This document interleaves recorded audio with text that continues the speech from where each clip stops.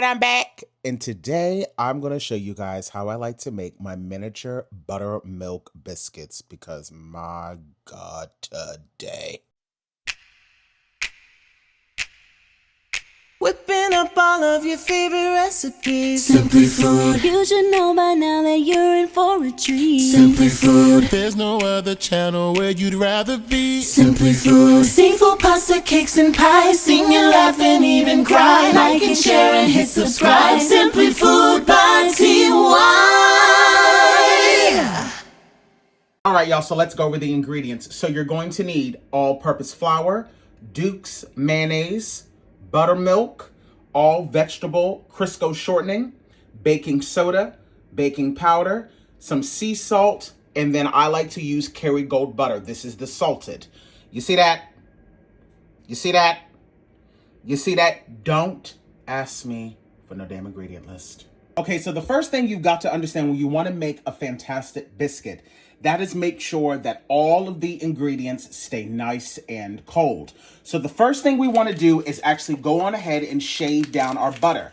Now, just letting you guys know, I'm going to be using 1 stick. So that's 8 tablespoons of this Kerrygold butter.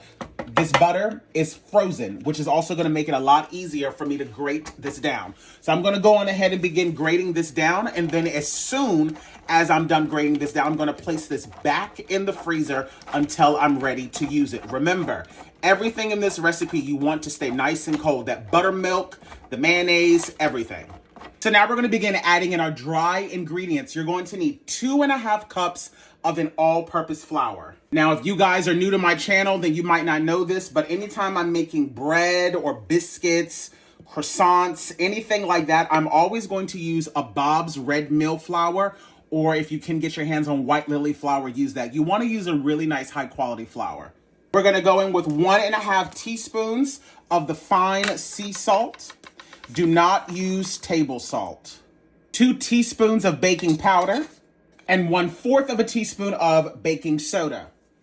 I'm going to give this a light mix. Alrighty, so let's begin adding in our cold ingredients. So I have 1/4 of a cup of the vegetable shortening.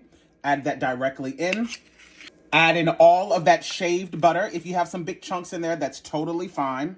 And my secret ingredient that has been a part of my family for ages, which is the reason why people are so obsessed with our damn biscuits, is 1/3 of a cup of mayonnaise. Now listen to me.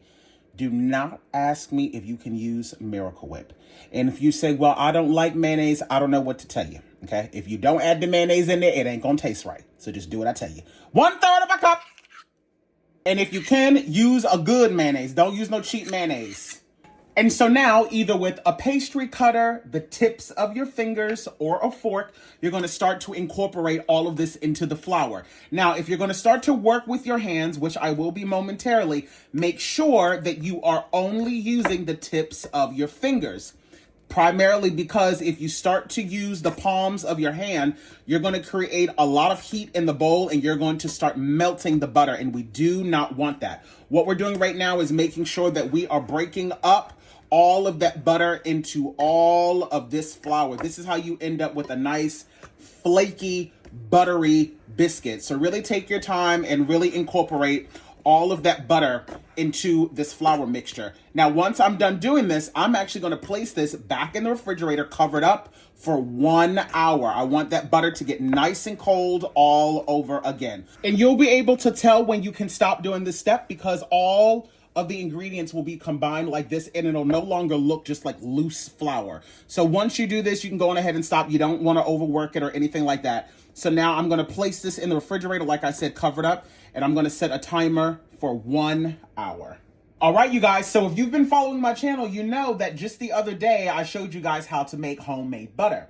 And with that homemade butter, that means I had homemade buttermilk. So that's what inspired me to redo this recipe video for you guys, because I have not posted this video, I think, since I originally did it almost 4 or 5 years ago.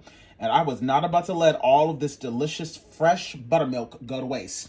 So I've measured out 1 cup of that. And now what I'm going to do is, now that this is nice and cold, I'm just going to create a little well in the center. And we're going to move relatively quickly because, again, remember, we want to make sure that everything stays nice and cold. So pour in that 1 cup of that delicious buttermilk. Make sure your hands are nice and clean, and we're gonna just start making sure that everything is nice and mixed together. Now, in the beginning, this is going to be a bit sticky, but this dough comes together really, really well. The thing about biscuits in general is, you know, there's such a thing as overworking the dough, but also underworking it. And if you don't work in that flour enough, then you're gonna have like this raw taste in your biscuits, and you don't want that. So that's the reason why I like to do it like this. Now, I've mentioned this in videos in the past when I first showed you guys how to make this. The reason why I use only 2.5 cups of flour in the beginning of the recipe is because I know that I'm actually about to use a decent amount of flour now during this kneading process. So now I'm gonna go on ahead and just put my dough down. I'm gonna go in with a light dusting across the top, and also make sure that I'm flouring down my pen. While I'm doing that, that'll get it on my hands. Now, what I'm gonna do is I'm just gonna roll this over, and look, just that quick. I told you, this dough comes together really, really, really easy. You don't have to stress about it sticking or being a mess. As you can see, it has come together just that fast. So now what I'm going to do is I'm going to begin rolling this out, and then I'm going to fold this over on itself 8 times. That is going to create some beautiful layers, and as you can see, there's big chunks of butter in this. That's exactly what we want. So now I'm just going to continue this process. I'm going to do it 8 times. Each time, though, if you start to see any sticking, don't stress yourself out. Just lightly flour that peel. It's totally fine. And you're going to want to move relatively quick because, again, we want to make sure that everything is staying nice and cold. So I'm going to do this 8 times. Now I'm actually going to go on ahead and roll this out to the thickness that I want to cut my biscuits out in. Now, that's really going to depend on what you want your biscuits used for. Do you want them for sandwiches? Is this just for a biscuit to have for breakfast on the side? That's really up to you. And I don't worry about using a fancy biscuit cutter. I literally just go in with a glass. The key is to make sure that you do not twist. Once you press down, you just pull straight up. If you go in and attempt to twist, then you're going to have raggedy edges, and you don't want that. So I like to just go straight down, like so. Move it left to the right, and then straight up. Straight down, left to the right, straight up. Now let me show you guys what one of these biscuits look like. Just like that. And you can see the flakes of butter in that. So now what I'm going to do is I'm going to place this inside of my cast iron skillet.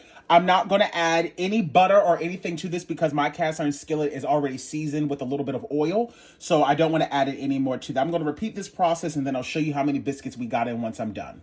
Alrighty, so I have 8 of my biscuits in here. I have my oven preheated at 450 degrees, and I'm going to set a timer for 15 minutes. At that 15-minute mark, I'll give a check, see if they're looking good. If so, I'll take them out, and if not, then I'll let it go in like 2-minute increments. And if you've noticed, I actually like to keep mine relatively small because I will be using these for like breakfast sandwiches. So sometimes I'll make myself like little mini egg and sausage cheese biscuits that I can just heat up in the morning. So I'm not making huge dinner-sized biscuits.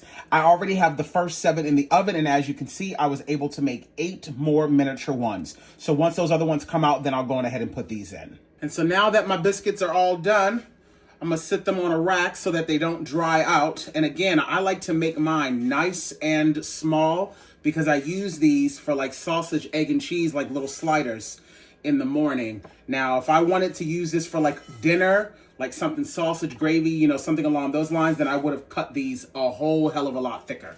And while they're nice and warm, I'm just going to go in and cover them up with unsalted butter because the biscuit themselves are already salted. And that there, my friends, is how I make my miniature buttermilk biscuits. Absolutely perfect for the mornings. Not too big. They're really, really small, just the way that I like them. Perfect for little miniature breakfast sandwiches. Top them off with some different jellies and jams. Today I topped mine off with my homemade blueberry jam. So I hope you all enjoyed this recipe. Definitely give it a try out, and I'll talk to y'all later. Bye.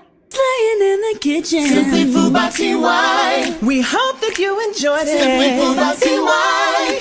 If you haven't took the time, make sure you subscribe. Thanks for watching. Thanks for watching.